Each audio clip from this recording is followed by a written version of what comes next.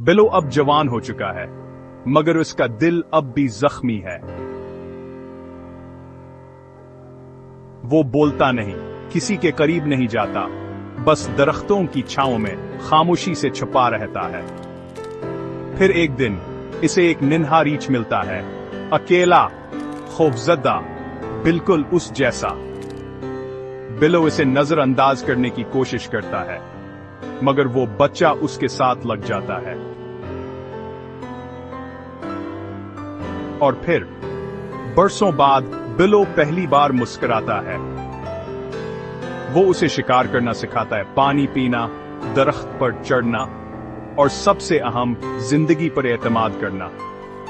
Below जो कभी अकेला था, अब किसी का साइबान बन चुका है, क्योंकि दर्द बांटने से कभी कभार शिफा भी मिलती है।